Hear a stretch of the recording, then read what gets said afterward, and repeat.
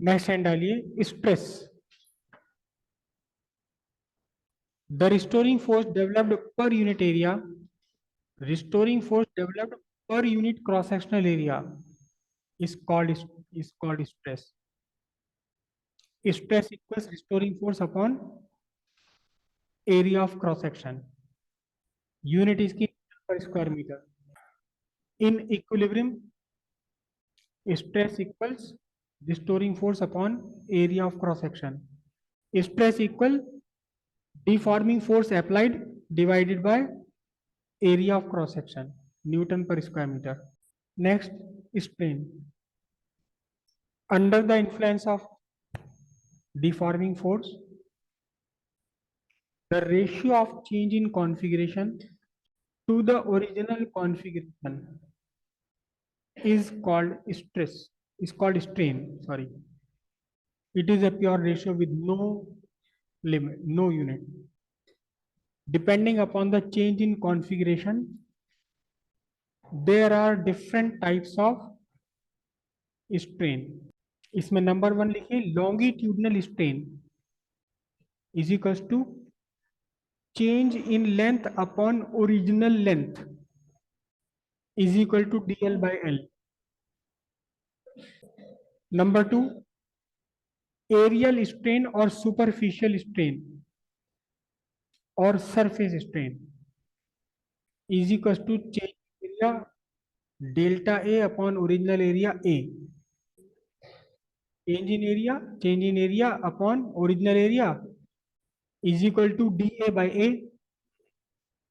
Next, volumetric strain is equal to change in volume upon original volume is equal to dV by V. Capital V banana, volume के लिए capital V बनता हमेशा, dV by V.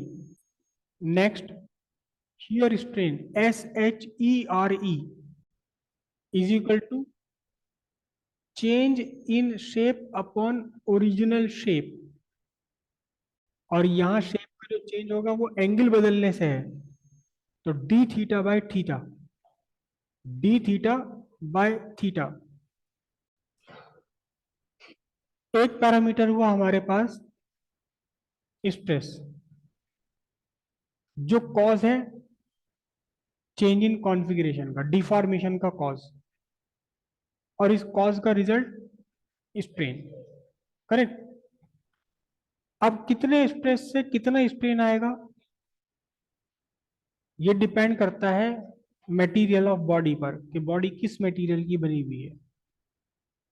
कितना stress से कितना strain develop होगा ये depend करेगा मटेरियल ऑफ बॉडी से. ठीक है. तो मटेरियल के लिए एक नया पैरामीटर बनाएंगे हम, स्ट्रेस और स्ट्रेन का रेशियो, जिसे हम बोलेंगे मॉडुलस ऑफ इलास्टिसिटी. अब क्योंकि यहां अलग अलग तरह के स्ट्रेन है, तो इसका मतलब मॉडुलस ऑफ इलास्टिसिटी भी कई तरह के बनेंगे, है ना. तो पहले हेडिंग डालते हैं modulus of elasticity. Modulus of elasticity and Hooke's law. क्या उन्होंने सिंपली ये देखा कि किसी बॉडी पर आप जितनी ज्यादा डिफॉर्मिंग फोर्स लगाएंगे इसका कॉन्फ़िगरेशन उतना ही ज्यादा चेंज हो जाएगा. मतलब कि देखो रिजल्ट क्या है, स्ट्रेन, और कॉज क्या है, उन्होंने देखा strain directly proportional to stress. या अगर आपके पास स्ट्रेन है कहीं तो आप क्या कह सकते हैं, stress directly proportional to strain. लेकिन ये कंडीशन एक लिमिट तक ही है. अगर लिमिट से ऊपर स्ट्रेस लगा दिया जाए, डिफॉर्मिंग फोर्स एक लिमिट से ऊपर लगा दी जाए, तो ये प्रोपोर्शनलिटी मेंटेन नहीं रह पाती. ठीक है. तो जहां तक ये प्रोपोर्शनलिटी मेंटेन रहती है वहां तक हम बोलते हैं इलास्टिक लिमिट. Elastic limit. तो हुक्स लॉ क्या है, हुक्स ने कहा कि विद इन इलास्टिक लिमिट के अंदर अंदर stress is directly proportional to strain. Stress directly proportional strain, तो प्रोपोर्शनलिटी के लिए constant stress is equal to certain constant into strain. Strain को अपॉन में लिया हो तो इसका मतलब क्या बना, stress upon strain is a constant. बस यही कांस्टेंट है मॉड्यूलस ऑफ इलास्टिसिटी। लेकिन ये कब तक, इलास्टिक लिमिट के अंदर अंदर तक, इलास्टिक लिमिट क्रॉस करने के बाद ये काम नहीं करेगा। ठीक है, तो लिखिए within elastic limit stress is directly proportional to strain और the ratio of stress to strain is a constant. This constant is called modulus of elasticity. It is the property of material. Stress आप body पर डाल रहे हैं, strain body में create हो रहा है, लेकिन फिर भी इन दोनों का जो रेशियो है ये बॉडी की प्रॉपर्टी नहीं बनेगा, ये प्रॉपर्टी बन जाएगा मटेरियल की। क्योंकि कितने स्ट्रेस से कितना स्ट्रेन डेवलप होगा ये डिपेंड करेगा कि आपकी बॉडी किस मटेरियल की बनी हुई है। आपकी बॉडी किस मटेरियल की बनी हुई है।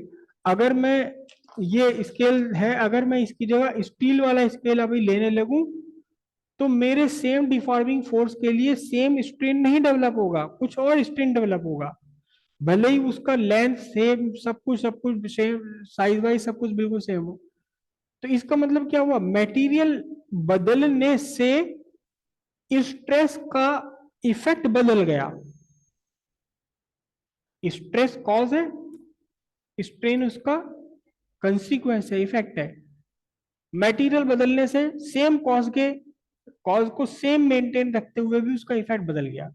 तो इन दोनों का ratio modulus of elasticity it is the property of material. वो मटेरियल जिस प्रॉपर्टी से, जिस मटेरियल से आपकी बॉडी बनी हुई, it is not the property of body. जबकि स्ट्रेस और स्ट्रेन दोनों बॉडी में आप ऑब्जर्व कर रहे हैं।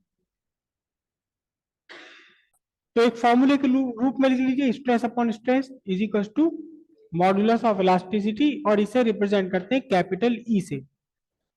कैपिटल ई एक टेबल बना लीजिए, इसमें 4 कॉलम बनेंगे आपके। टेबल बना लीजिए 4 कॉलम की। फर्स्ट कॉलम में लिखिए change in configuration. Second column में लिखिए स्ट्रेस। थर्ड कॉलम में लिखिए स्ट्रेन। और लास्ट कॉलम में आपको लिखना है मॉड्यूलस ऑफ इलास्टिसिटी। अभी से एक रो को बंद कर दीजिए आप।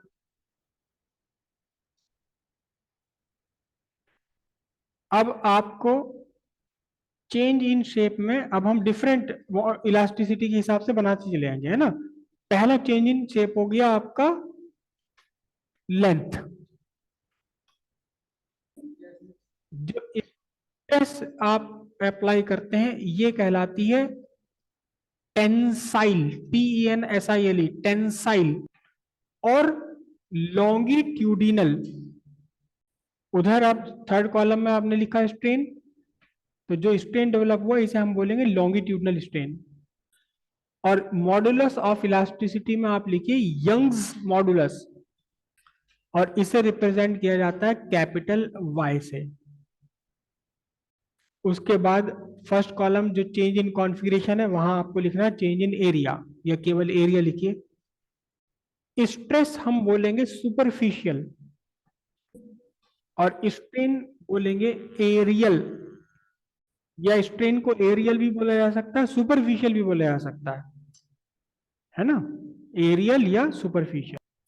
मॉडुलस ऑफ इलास्टिसिटी में आप लिखेंगे areal, areal modulus, capital A से इसे रिप्रेजेंट करते हैं। नेक्स्ट आपका लिख रहे हैं चेंज इन वॉल्यूम, ठीक है।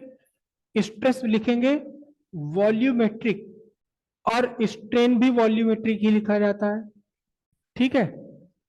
मॉडुलस ऑफ इलास्टिसिटी में बोलते हैं bulk modulus of elasticity, bulk modulus. और इसे रिप्रेजेंट करते हैं कैपिटल बी और कैपिटल के से, कैपिटल बी और कैपिटल वी। और लास्ट हुआ आपका चेंज इन शेप। शेप के लिए स्ट्रेस आपका बोला जाएगा टेंजेंशियल, टेंजेंशियल स्ट्रेस। और स्ट्रेन होता है शियर, SHERE। और मॉडुलस ऑफ इलास्टिसिटी में लिखा जाता है मॉडुलस ऑफ रिजिडिटी, और इसका सिंबल है सिग्मा। तो ना, सिग्मा यहाँ अलग वाला सिग्मा है ये